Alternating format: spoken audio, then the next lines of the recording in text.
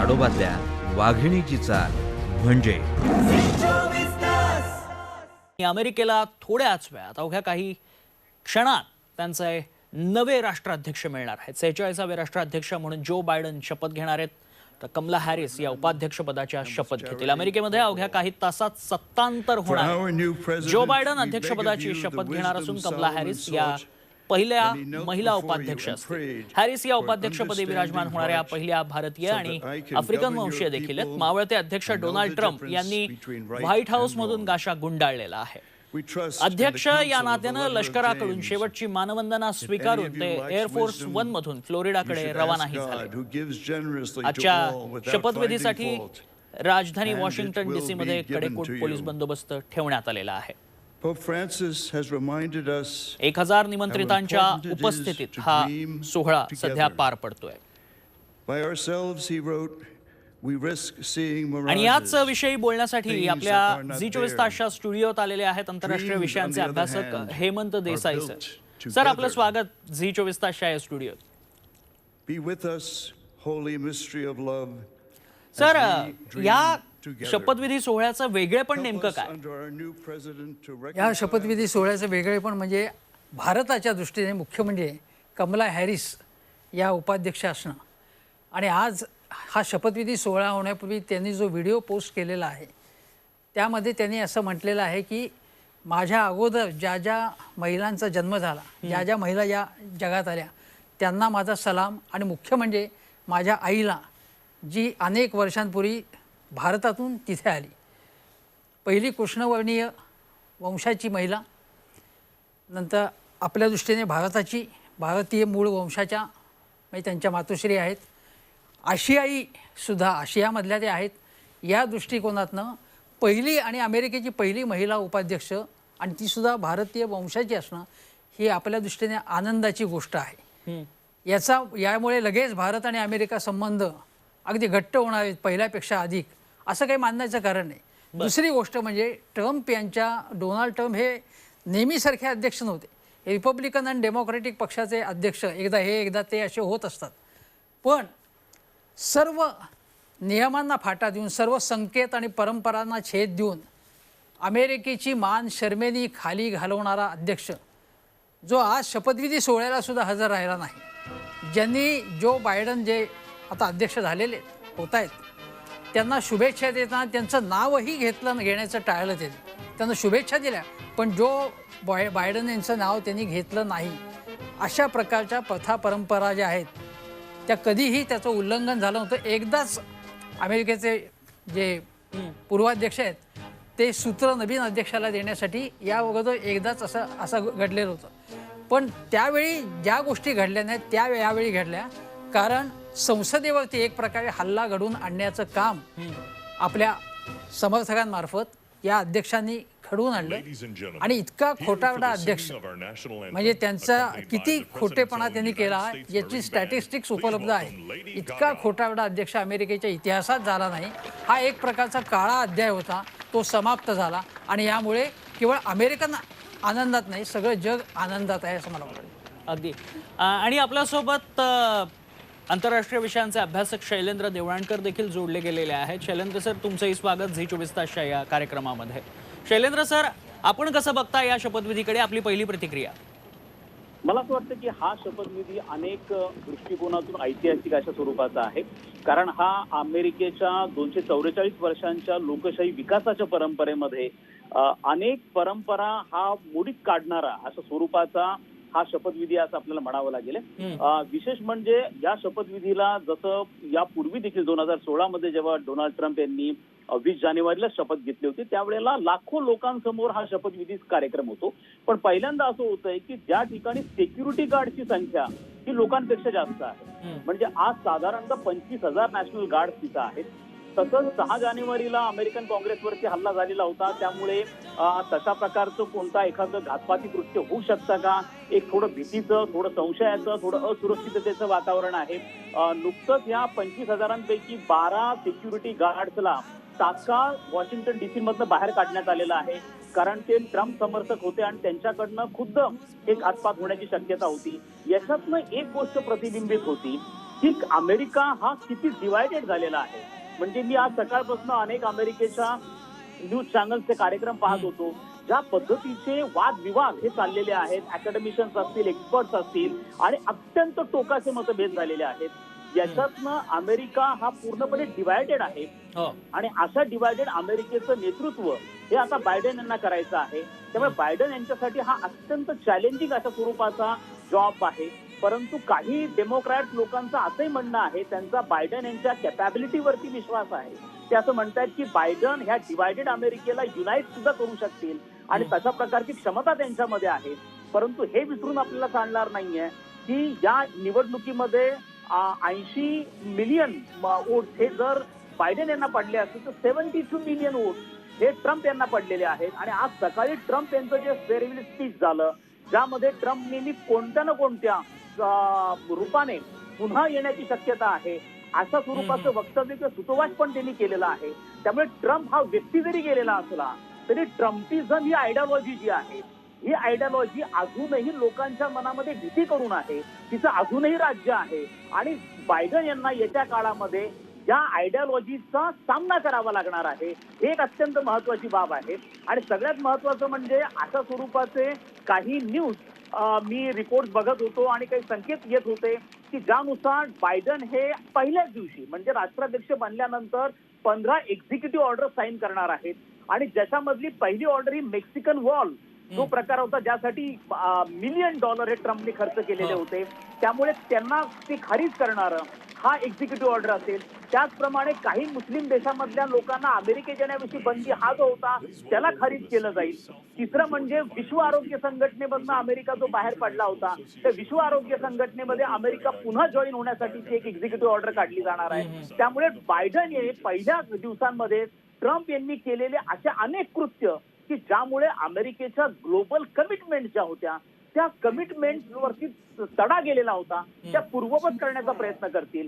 एक मोठा फरक मला या ठिकाणी जाणवतो आणि तो उपस्थित करणं फार गरजेचं आहे की ट्रम्प यांची धोरणं ही व्यक्तिगत होती. ट्रम्प यांचं परराष्ट्र धोरण व्यक्तिगत होतं, म्हणजे त्या व्यक्तीला जे वाटायचं तशा पद्धतीने तो करायचा. बायडेन यांच्या बाबतीमध्ये तसं नाहीये. बायडेन यांची धोरणे संस्थात्मक असणार आहे. कारण बायडेन हे अनेक लोकांचा विचार विनिमय करून जाणार आहे. डेमोक्रॅटिक पक्ष त्यासाठी प्रसिद्ध आहे. तो कोणत्याही परंपरेला तडा देणारा नाहीये. त्यामुळे बराक ओबामा यांच्या काळामध्ये 8 वर्ष ज्या पद्धतीची धोरणं होती, तर त्याच काळामध्ये बायडेन हे अमेरिकेचे उपराष्ट्राध्यक्ष होते आणि त्यावेळेला देखील भारताविषयीचं त्यांचं इम्प्रेशन अत्यंत चांगलं होतं. 2006चा त्यांचा एक इंटरव्ह्यू होता आणि त्या इंटरव्ह्यू मध्ये त्यांनी असं सांगितलं होतं की 2020 पर्यंत. शैलेंद्रजी, आपण ह्या सगळ्या विषयांवरती चर्चा करणारच आहोत. थोडंसं वॉशिंग्टन DC ला जाऊयात, तिथं सध्या काय सुरू आहे ते पाहूया. And our first woman vice president, Kamala Harris. It is my great privilege to welcome to the inaugural stage the first Latina to ever serve on the Supreme Court of the United States of America, Justice Sonia Sotomayor. Ladies and gentlemen, please remain standing for the oath of office, followed by musical honors.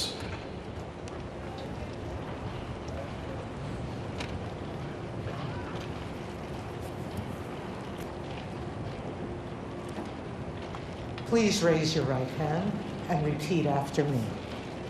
I, Kamala Davy Harris, do solemnly swear I, Kamala Davy Harris, do solemnly swear that I will support and defend the Constitution of the United States that I will support and defend the Constitution of the United States against all enemies, foreign and domestic, against all enemies, foreign and domestic, that I will bear true faith and allegiance to the same, that I will bear true faith and allegiance to the same, that I take this obligation freely that I take this obligation freely without any mental reservation or purpose of evasion, without any mental reservation or purpose of evasion, that I will well and faithfully discharge that I will well and faithfully discharge the duties of the office on which I am about to enter. the duties of the office upon which I am about to enter. So help me God. So help me God.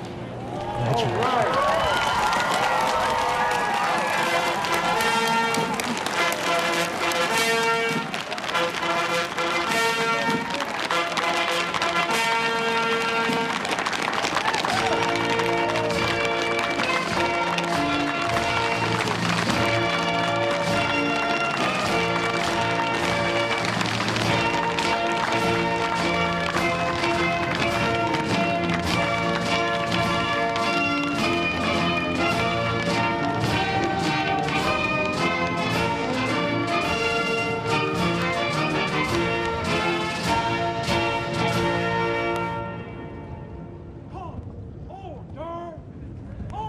Ladies and gentlemen, please be seated.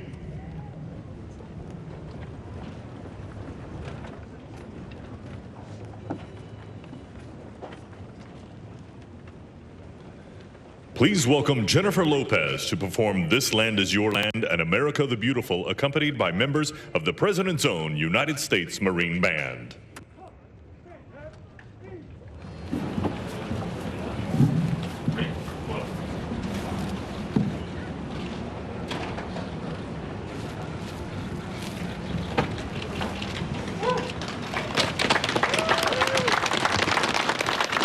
पुन्हा आपण चर्चेकडे वळूयात. Hemant sir, मी तुमच्याकडे येतो.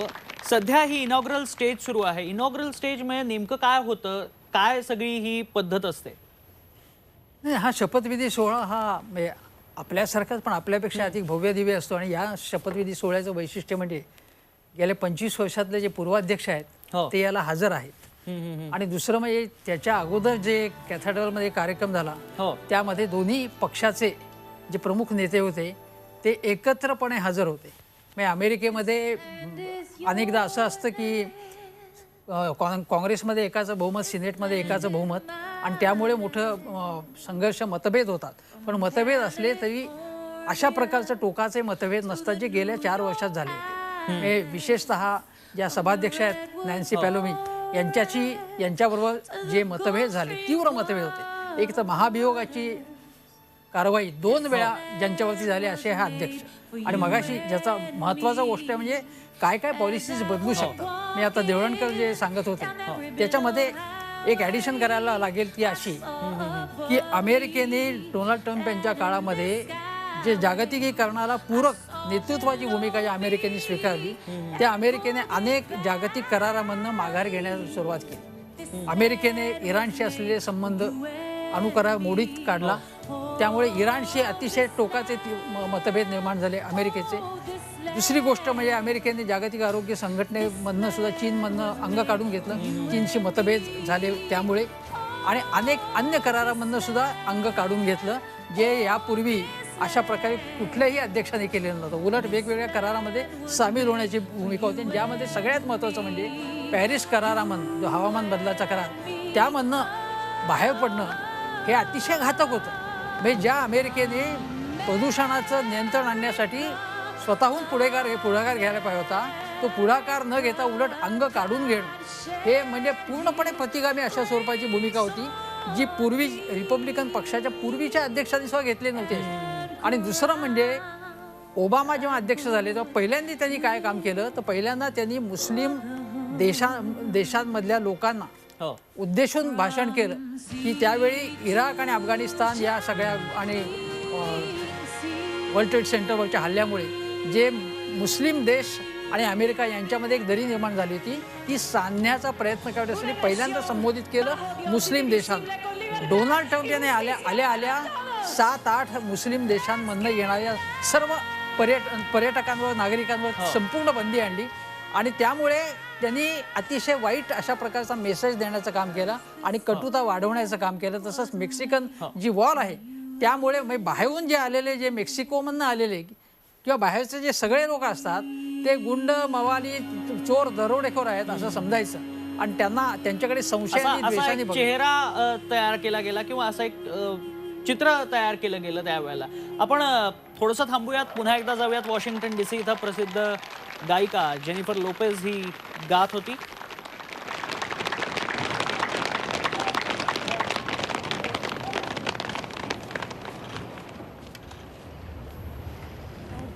Well, that was great. The sun is shining, and Mr. President-elect, this is the first inauguration in the history of America where J-Lo was the warm-up act for Chief Justice Roberts.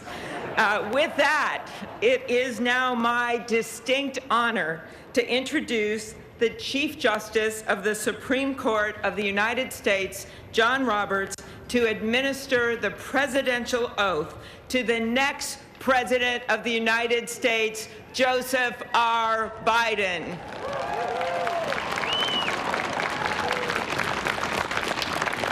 Ladies and gentlemen, please stand for the oath of office, followed by musical honors.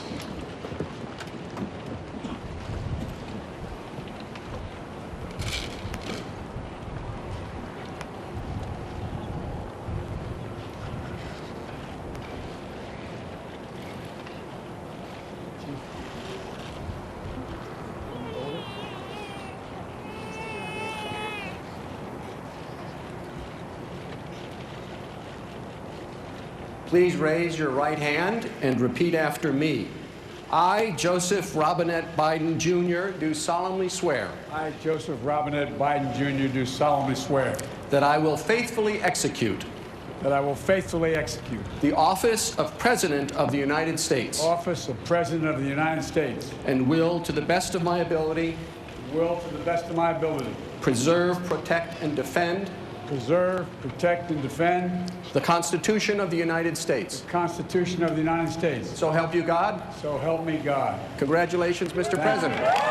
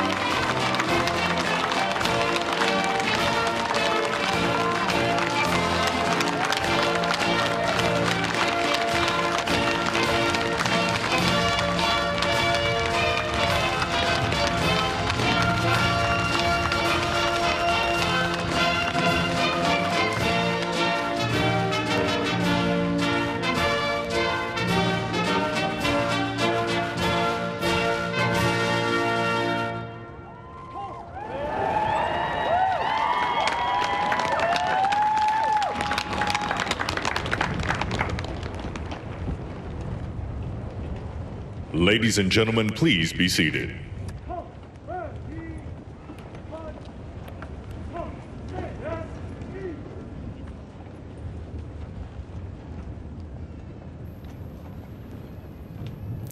तर नुकतंच Joe Biden यांनी शपथ घेतलेली आहे. मी थेट जातोय शैलेंद्र देवळणकर यांच्याकडे. शैलेंद्रजी, United अमेरिकेला जी सध्या डिवायडेड झालेली आहे त्याला पुन्हा युनायटेड करण्यासाठी कुठली आव्हानं खरं तर जो बायडन आणि कमला हॅरिस यांच्यासमोर एक त्यातलं महत्त्वाचं मोठं आव्हान आहे ते म्हणजे कोरोनाचंच जे स्पष्ट दिसतंय त्यावर कशी मात केली जाईल आणि काय पुढची आव्हानं असतील? मला असं वाटतं की कोरोनाच्या एकूणच सगळ्या महासंकटामुळे ज्याचा अमेरिका खूप मोठा विक्टीम हा राहिलेला आहे. याचे आर्थिक परिणाम हे अमेरिकेच्या वरती फार गंभीर झालेले आहेत. जवळपास आजच्या घडीला 5 कोटींपेक्षा जास्त लोक हे बेकार आहेत आणि ही अवस्था सध्या फार कठीण आहे. अमेरिकन समाजामध्ये काही गंभीर सामाजिक समस्या निर्माण झालेल्या आहेत. साधारणतः 40 किंवा 50च्या आसपास असलेले अनेक प्रौढ जे नागरिक आहेत ते अचानक बेकार झालेले आहेत. त्यामुळे त्यांच्यावर निर्भर असणारं त्यांचं कुटुंब आहे, तरुण मुलं आहेत. त्यामुळे या मुलांची शिक्षणं सुटलेली आहेत आणि त्यामुळे बरेच जण नशेच्या आहारी वगैरे असे जात आहेत. अनेकदा महिलांना घरकाम वगैरे इतर अनेक गोष्टी करून त्यांना आपलं कुटुंब चालवावं लागत आहे. अशा स्वरूपाने अमेरिकन फॅमिलीजमध्ये काही क्रायसिस निर्माण झालेले आहेत आणि असा हा जो फार मोठा वर्ग जो आहे जो वर्ग पुढे चालून एक फार मोठा धोका अमेरिकेसाठी ठरू शकतो. त्यामुळे एक बाब लक्षात घेणं गरजेचं आहे की या लोकांना रोजगार कशा पद्धतीने दिला जाईल एक फार मोठं चॅलेंज हे बायडन यांच्या पुढचं असणार आहे. आपण आतापर्यंत ज्या ज्या वेळेला अमेरिकेचा विचार करतो तेव्हा अमेरिकेचं जे पूर्व आणि अमेरिकेचं जे पश्चिम भाग आहे यांचाच केवळ विचार हा जास्त केला जातो कारण तो सगळ्यात प्रगत अशा स्वरूपाचा अमेरिका आहे जिथं औद्योगिकरण मोठ्या प्रमाणावरती झालेलं आहे, जिथे शिक्षणाचा प्रसार मोठ्या प्रमाणावरती झालेला आहे. परंतु हा जो मिडल अमेरिका आहे ट्रायबल बेल्ट असं म्हटलं जातं. शैलेंद्र सर थोडंसं थांबवतोय. जो बायडन हे पुन्हा एकदा उभे राहिलेले आहेत बोलण्यासाठी. भाषण सुरू होतं त्यांचं. थेट जाऊयात Washington DC. Leader Schumer, Leader McConnell, Vice President Pence, my distinguished guests, my fellow Americans. This is America's day. This is democracy's day. A day of history and hope, of renewal and resolve. Through a crucible for the ages, America has been tested anew, and America has risen to the challenge. Today, we celebrate the triumph not of a candidate, but of a cause, the cause of democracy. The people, the will of the people has been heard, and the will of the people has been heeded. We've learned again that democracy is precious, democracy is fragile, and at this hour, my friends, democracy has prevailed. So now, On this hallowed ground where just a few days ago, violence sought to shake the Capitol's very foundation, we come together as one nation, under God, indivisible, to carry out the peaceful transfer of power as we have for more than 2 centuries. As we look ahead in our uniquely American way, restless, bold, optimistic, and set our sights on the nation we know we can be and we must be. I thank my predecessors of both parties for their presence here today. I thank them from the bottom of my heart. And I know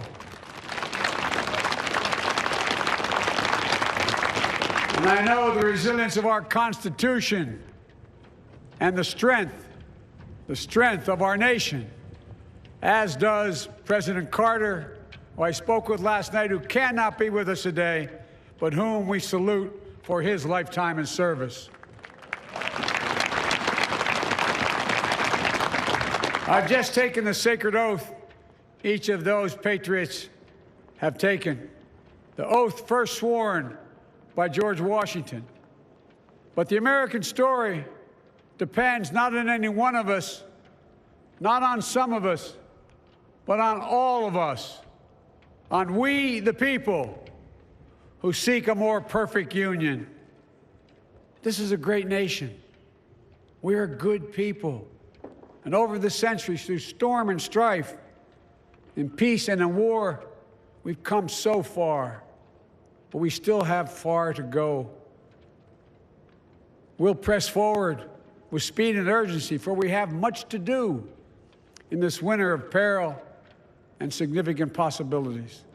Much to repair, much to restore, much to heal, much to build, and much to gain. Few people in our nation's history have been more challenged or found a time more challenging or difficult than the time we're in now. Once-in-a-century virus that silently stalks the country. It's taken as many lives in 1 year as America lost in all of World War II. Millions of jobs have been lost. Hundreds of thousands of businesses closed. A cry for racial justice, some 400 years in the making, moves us. The dream of justice for all will be deferred no longer.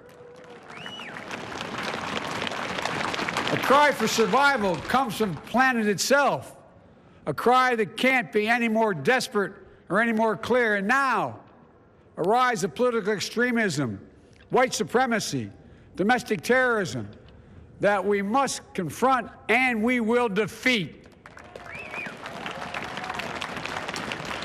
To overcome these challenges, to restore the soul and secure the future of America, requires so much more than words.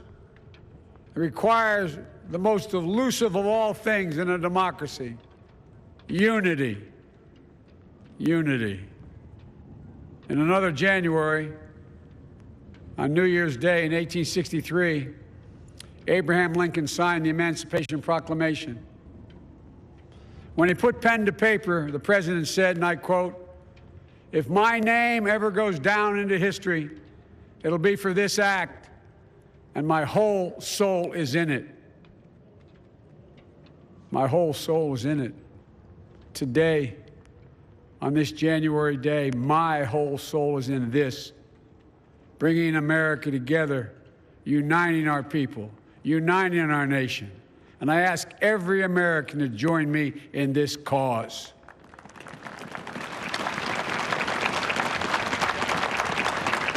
Uniting to fight the foes we face: anger, resentment and hatred, extremism, lawlessness, violence, disease, joblessness, and hopelessness. With unity, we can do great things, important things. We can right wrongs. We can put people to work in good jobs. We can teach our children in safe schools. We can overcome the deadly virus. We can reward work and rebuild the middle class and make health care secure for all. We can deliver racial justice, and we can make America once again the leading force for good in the world. I know speaking of unity can sound to some like a foolish fantasy these days. I know the forces that divide us are deep and they are real.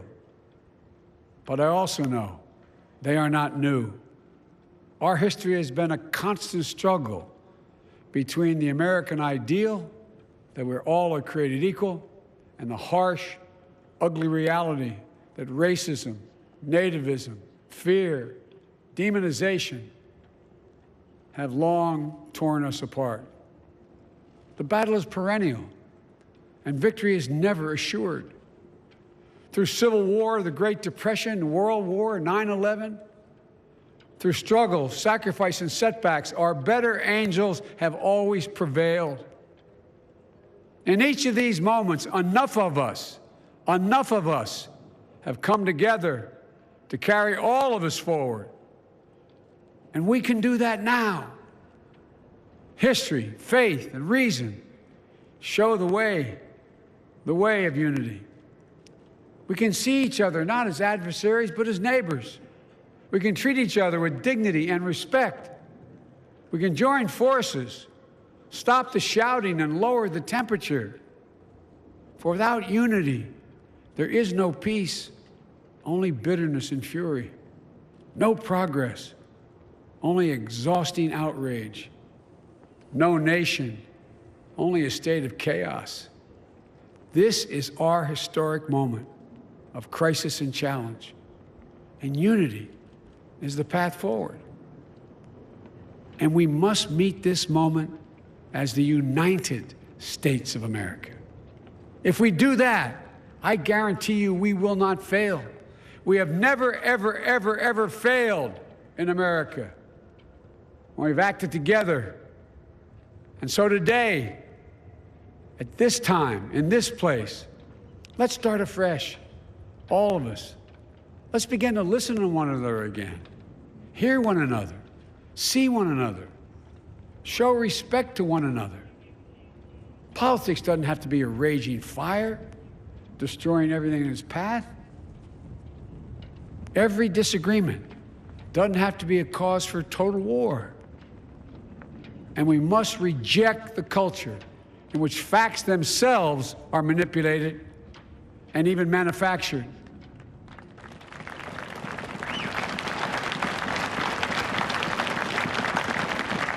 My fellow Americans, we have to be different than this.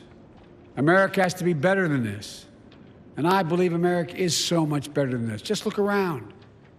Here we stand in the shadow of the Capitol Dome, as was mentioned earlier, completed amid the Civil War, when the Union itself was literally hanging in the balance. Yet we endured. We prevailed. Here we stand, looking out on the Great Mall, where Dr. King spoke of his dream. Here we stand, where 108 years ago, at another inaugural, thousands of protesters tried to block brave women marching for the right to vote. And today, we mark the swearing in of the first woman in American history elected to national office, Vice President Kamala Harris. Don't tell me things can't change. Here we stand, across the Potomac from Arlington Cemetery, where heroes who gave the last full measure of devotion rest in eternal peace. And here we stand, just days after a riotous mob thought they could use violence to silence the will of the people, to stop the work of our democracy, to drive us from this sacred ground. It did not happen. It will never happen. Not today, not tomorrow, not ever. Not ever.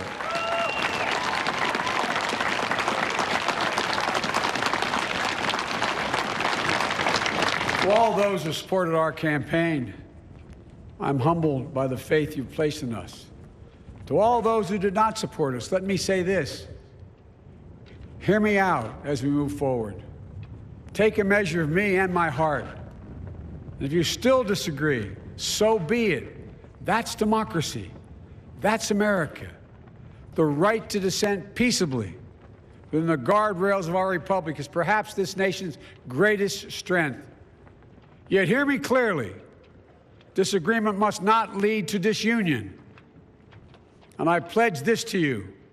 I will be a president for all Americans. All Americans. And I promise you, I will fight as hard for those who did not support me as for those who did.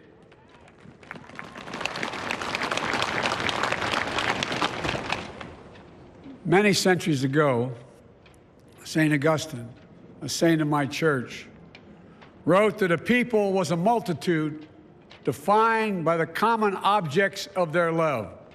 Defined by the common objects of their love. What are the common objects we as Americans love that define us as Americans? I think we know.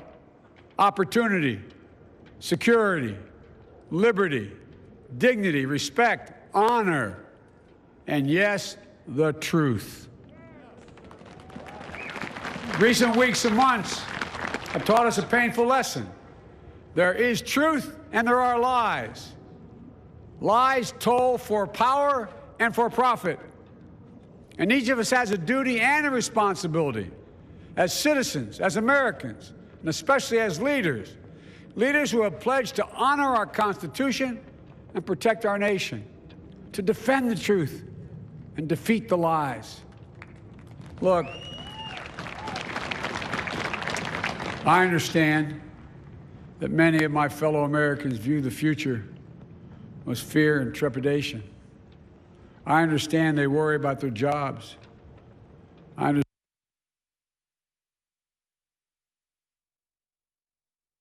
Biden यांचं हे पहिलं भाषण शपथ घेतल्यानंतर आपण पाहिलं आणि आता पंतप्रधान नरेंद्र मोदी यांनीही ट्विट करून जो बायडन यांना शुभेच्छा दिलेल्या आहेत. अध्यक्ष जो बायडन यांच्यासोबत काम करण्याची कटिबद्ध आहे असं पंतप्रधान नरेंद्र मोदी यांनी ट्विट करत म्हटलेलं आहे. भारत अमेरिका संबंध अधिक दृढ होतील असंही पंतप्रधान नरेंद्र मोदींनी म्हटलंय. अजून आपल्याला फार मोठा पल्ला गाठायचा असल्याचंही जो बायडन यांनी आपल्या भाषणात म्हटलेलं आहे. आपल्याला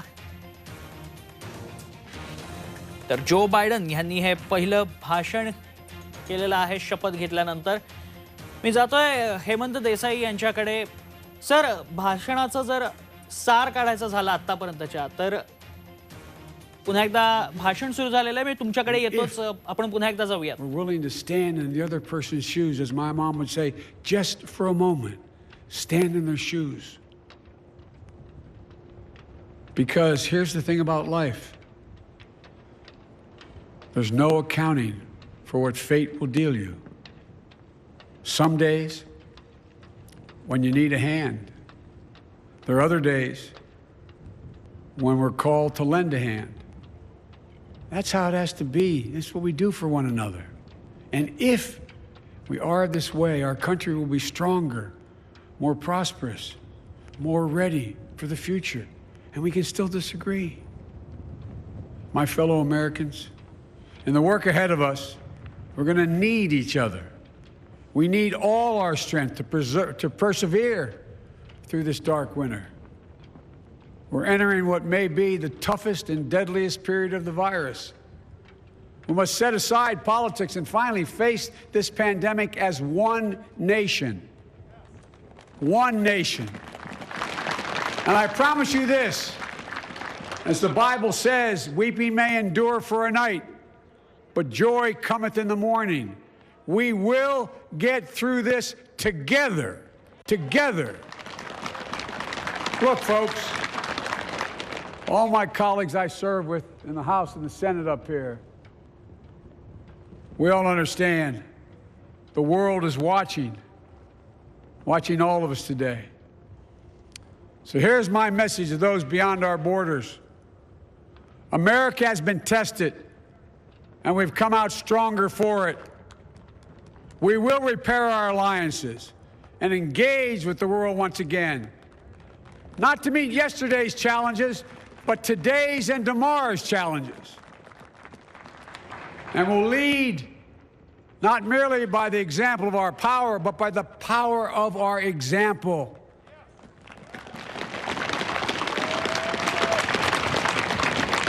We'll be a strong and trusted partner for peace, progress, and security.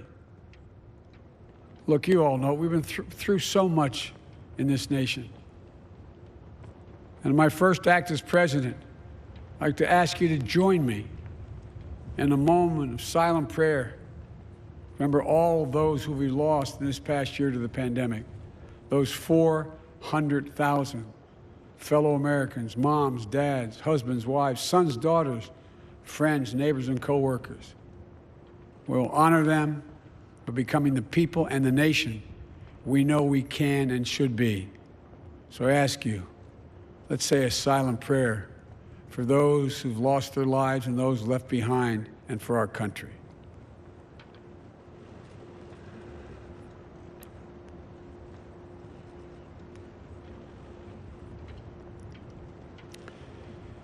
Amen. Folks, this is a time of testing.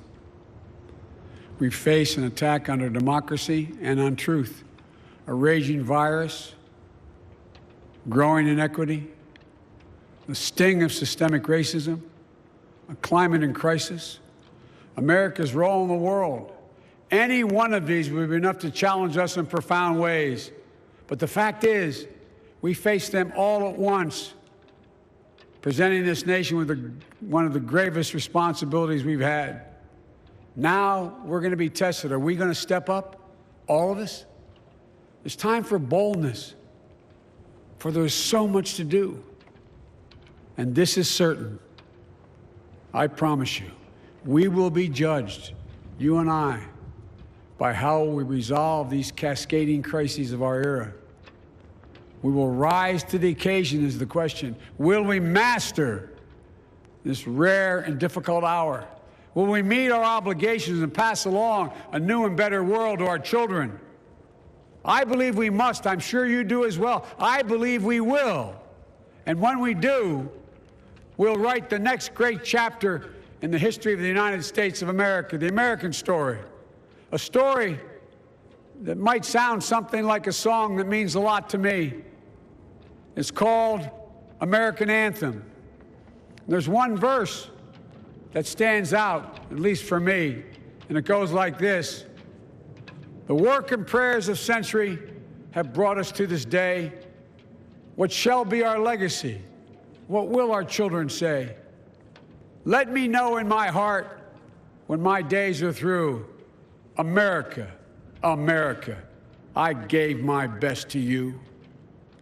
Let's us add our own work and prayers to the unfolding story of our great nation. If we do this, then when our days are through, our children and our children's children will say of us, they gave their best, they did their duty, they healed a broken land. My fellow Americans, I close the day where I began, with the sacred oath. Before God and all of you, I give you my word. I will always level with you. I will defend the Constitution. I'll defend our democracy. I'll defend America.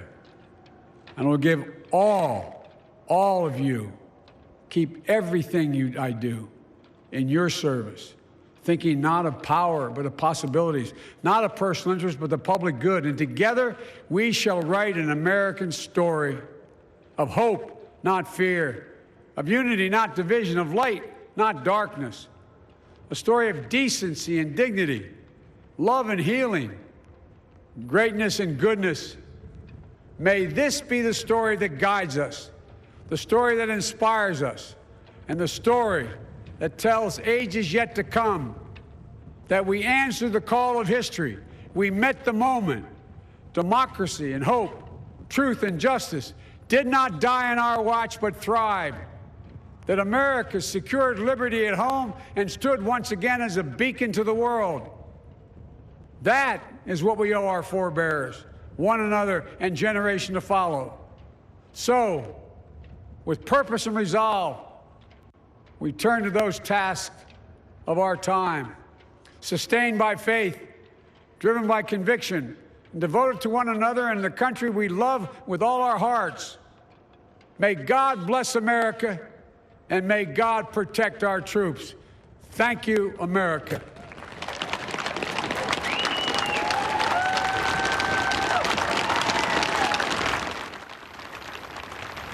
Joe Biden यांनी पहिलं अध्यक्षीय भाषण केलेलं आहे. मी सर्व American लोकांचा राष्ट्राध्यक्ष आहे असंही ते आपल्या भाषणात म्हणालेले आहेत.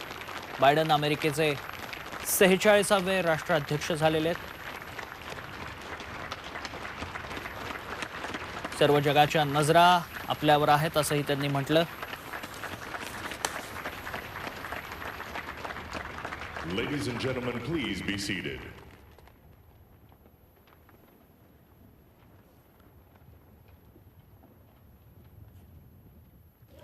Ladies and gentlemen, please welcome Garth Brooks to perform Amazing Grace.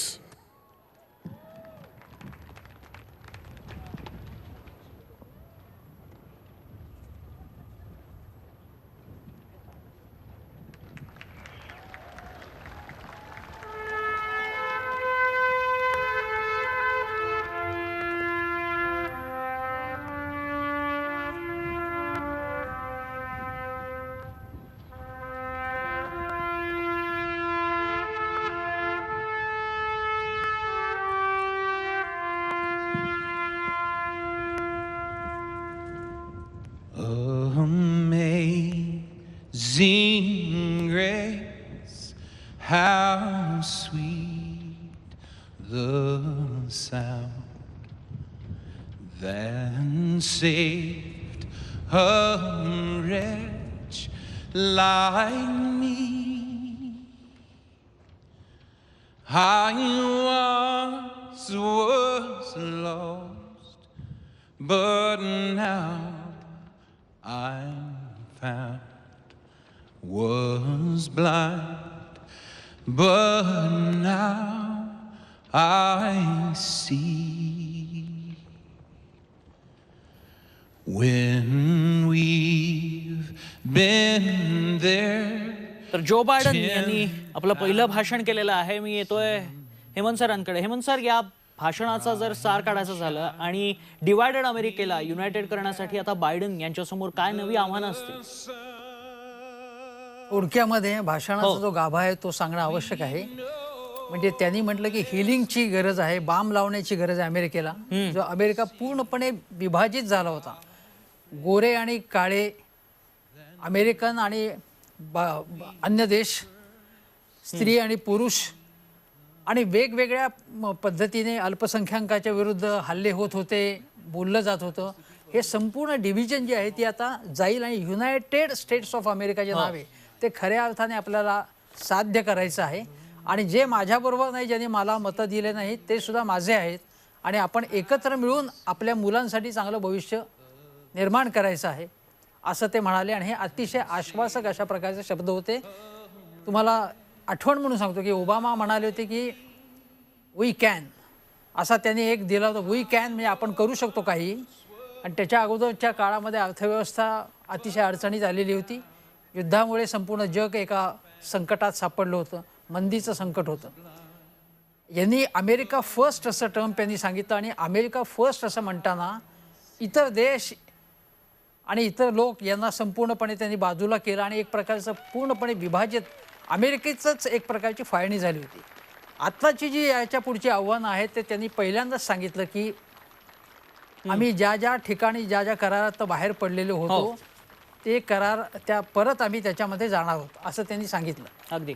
दुसरी गोष्ट म्हणजे मगाशी देवळणकर यांनी काही गोष्टींचा उल्लेख केला होता, पण त्यामध्ये सगळ्यात महत्त्वाची गोष्ट जी आहे की चीनशी संबंध ताणलेले होते अमेरिकेचे पूर्णपणे, म्हणजे मोडीतच निघालेले होते.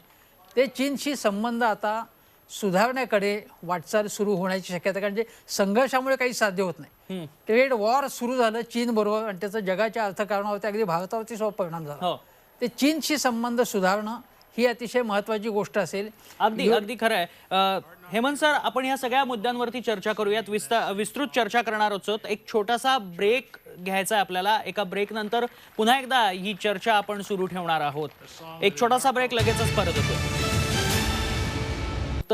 जो बायडन यांचं अध्यक्षीय भाषण पार पडलेलं आहे आणि त्यांच्या भाषणामध्ये सातत्यानं दोन शब्दांचा उल्लेख हा होताना पाहायला मिळालेला आहे. आणि हाच मुद्दा घेऊन मला शैलेंद्र देवळणकर सरांकडे जायचं. शैलेंद्र सर, सातत्यानं जो बायडन यांच्या भाषणात लोकशाही आणि सेक्युलरिझम या शब्दांचा वापर होत होता. या शब्दांचा नेमका अर्थ काय लावायचा आणि त्याचा अर्थ काय घ्यायचा? मला असं वाटतं की अमेरिकेच्या राज्यघटनेमधले हे अत्यंत मूलभूत अशा स्वरूपाचे हे शब्द आहेत. विशेष म्हणजे गेली 250 वर्ष अमेरिकेचा जर आपण एकूणच घटनात्मक विकासाचा इतिहास बघितला किंवा लोकशाही विकासाचा इतिहास बघितला तर आपण असं बघतो की ही मूलभूत तत्वे जी अमेरिकेच्या अंतर्गत धोरणांना आणि अमेरिकेच्या परराष्ट्र धोरणांना प्रामुख्याने मार्गदर्शक ठरत आलेली आहेत. अमेरिका हा निर्वासितांचा देश आहे. यामध्ये जगाच्या कानाकोपऱ्यातून निर्वासित आलेले आहेत आणि या निर्वासितांनी अमेरिकेला मोठं बनवलेलं आहे. परंतु आता असं झालं होतं की गेल्या 4 वर्षांमध्ये तिथे एक व्हाईट सुप्रिमसी हा एक प्रकार सुरू झाला होता. विशेष म्हणजे हा एक जो काऊ बेल्ट आहे ज्याचा उल्लेख मी यापूर्वी केला होता की ईस्टर्न अमेरिका आणि वेस्टर्न अमेरिका यांच्या मधला जो एक ग्रुप आहे जे नेटिव्ह अमेरिकन्स आहेत आणि हा यांची एक पद्धतीची सुप्रिमसी होती आणि तिथले जे अल्पसंख्याक होते हे कमालीचे असुरक्षित स्वतःला त्यांना फील होत होतं. विशेष म्हणजे महिला असतील मग कृष्णवर्णीय असतील त्याचप्रमाणे जे इतर एशियन्स आहेत लॅटिनोज आहेत या सगळ्यांना एक प्रकारची असुरक्षितता वाटत होती आणि ही असुरक्षितता त्यांना वाटली नाही पाहिजे आहे कारण हा देश निर्वासितांचा आहे आणि याला मेल्टिंग बाउल असं म्हणतात. मेल्टिंग बाउल म्हणजे इतर अनेक जण जसे एकत्र येऊन इथं मेल्ट होऊन जातात तसे ते मेल्ट होऊन त्याच्यातनं अमेरिकन आयडेंटिटी वरती आलेली आहे. त्यामुळे त्यांनी एक प्रकारचा ऍश्युरन्स हा सगळ्या अमेरिकनांना दिलेला आहे की आता जरी तुम्हाला अमेरिका ही दुभंगलेली दिसत असली तरी आता ही दुभंगलेली नसेल. अमेरिका ही पूर्णपणे एक असेल. ती एक असण्यासाठी आपण प्रयत्न केले पाहिजेत आणि सातत्याने त्यांनी रिस्पेक्ट हा शब्द वापरलेला आहे. हा रिस्पेक्ट परस्परांना देणं अत्यंत गरजेचं आहे आणि या रिस्पेक्टच्या दृष्टिकोनातून त्यांनी आणखीनही काही महत्वाचे स्टेटमेंट केलेत. खरं तर त्यांच्या एकूणच परराष्ट्र धोरणाच्या संदर्भामध्ये त्यांचं एक फार महत्वाचं वाक्य आलेलं आहे. ते एकच वाक्य आहे आणि ते म्हणजे we will repair our alliances and we will engage with world. हा जो प्रकार होता की आम्ही आमचे अलायन्सेस रिपेअर करणार आहोत. म्हणजे डोनाल्ड ट्रम्प यांच्या काळामध्ये अलायन्सेस म्हणजे आमचे जे इतर देशांबरोबरचे युती संबंध होते आमची जी मैत्री होती हे सगळी डॅमेज झालेली आहे. त्यांना रिपेअर करावं लागणार आहे आणि आम्ही पुन्हा एकदा जगाबरोबर एंगेज होणार आहोत.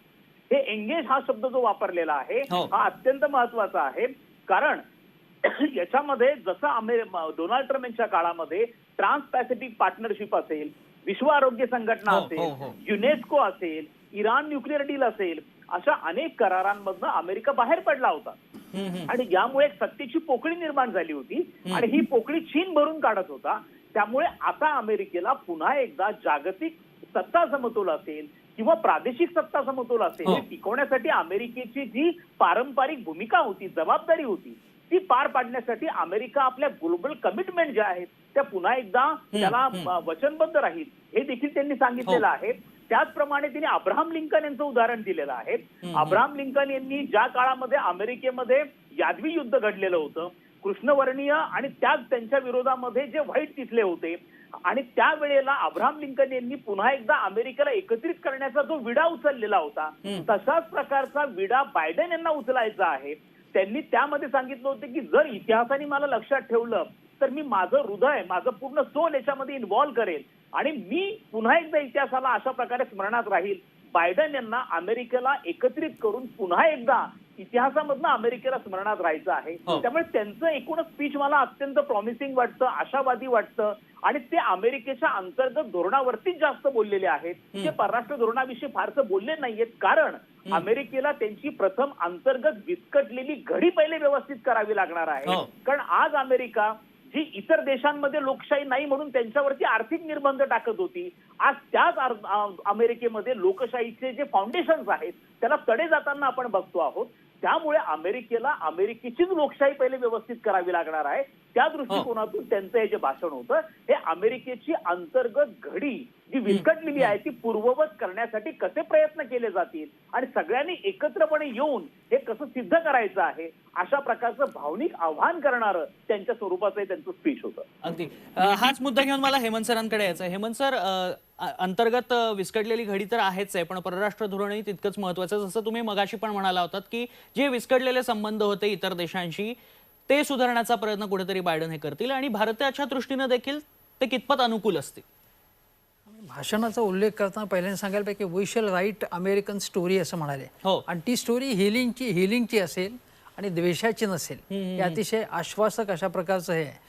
आत्ता जे म्हटलं की अमेरिकेमध्ये जर पूर्णपणे ही म्हणजे जे काही सगळं अस्ताव्यस्तपणा झाला होता सगळं बिघडलं होतं ते सुरळीत करणं, ते झाल्यानंतर प्रथम त्यांनी सांगितलं की मी भारताच्या बाबतीत जर विचार केला तर इमिग्रेशनच्या जे काही पॉलिसीज आहेत त्यामध्ये त्यांनी त्यामध्ये बदल करण्याचं ठरवलेलं आहे. आणि जे आपली IT इंडस्ट्री जी फार मोठ्या प्रमाणात इथे एक्सपोर्टमधनं आपलं उत्पन्न मिळवत आहे त्याला अतिशय आश्वासक अशा प्रकारचं आहे. म्हणजे उद्या मला आश्चर्य वाटणार नाही की आपल्या IT कंपन्यांचे शेअर्स वर जातील. हा भाग एक गंमत म्हणून तुम्हाला सांगितलं. पण भारताच्या दृष्टिकोनातून भारत आणि अमेरिका संबंध अतिशय महत्त्वाचे आहेत. ते चीनच्या संदर्भात सुद्धा त्याला महत्त्व आलेलं आहे. म्हणजे चीन आणि भारताचा संघर्ष वाढीस गेल्यानंतर भारताचं धोरण असं आहे की आपण अमेरिकेच्या कळपात जायचं नाही. पण अनेक बाबतीमध्ये अनेक करारांमध्ये आपण अमेरिकेच्या बरोबर लष्करी कवायती करणं, वेगवेगळ्या ज्या प्लॅटफॉर्म्स असतात त्यामध्ये अमेरिकेच्या बरोबर सहभागी होणं, अशा प्रकारच्या गोष्टी गेल्या 4 वर्षात केल्या आपण. आणि विशेषतः गेल्या 2 वर्षात तर करणं भाग पडलं. मग त्यामध्ये ऑस्ट्रेलिया असेल, ब्राझील असेल यांना बरोबर घेऊन. कारण चीनचं साऊथ सीमध्ये सुद्धा दादागिरी जी वाढली ज्या प्रकारे आपल्या सीमेपाशी वाढलेली आहे, आपल्या आयात निर्यातीच्या बाबतीमध्ये सुद्धा आपल्याला विरोध करणारी अशा प्रकारची सगळी धोरणं चीनची आहेत. अशा वेळी कोणाचा तरी आपल्याला आधार लागतो, त्याच्या कळपात थेट जायचं नाही आपण. पण चीनला एक काय म्हणतात ज्याला तोंड देण्यासाठी आपल्याला अमेरिकेसारखा देश हा महत्त्वाचा आहे. आणि डेमोक्रेटिक पक्षापेक्षा साधारणतः असं मानलं जातं की रिपब्लिकन पक्ष म्हणजे ट्रम्प सोडून द्यावं, पण रिपब्लिकन पक्षाची राजवट केव्हाही भारताला अधिक उपकारक असते असं मानलं जातं. पण जो बायडन यांनी मात्र जे आश्वासन दिलेले आहे भारताला, जेव्हा ते उपाध्यक्ष म्हणजे होते तेव्हा सुद्धा त्यांनी त्यावेळी दिलं होतं. अनेक वर्षांपूर्वीचं त्यांचं स्पीच आहे. पण आत्ताही त्यांनी असं सांगितलेलं आहे की भारताशी आमचे अतिशय चांगले संबंध आम्हाला प्रस्थापित करायचे, ते वेगवेगळ्या आघाड्यांवरती संबंध प्रस्थापित करायचे आहेत. आणि या दृष्टीने मला असं वाटतं चीनच्या संदर्भामध्ये अमेरिकेची भूमिका आपल्याला महत्त्वाची आहे. आणि ट्रम्प यांच्यासारखे हे लहरी अध्यक्ष राहणार नाहीत. हे अतिशय अनुभवी, अतिशय संतुलित अशा प्रकारचा नेता आहे.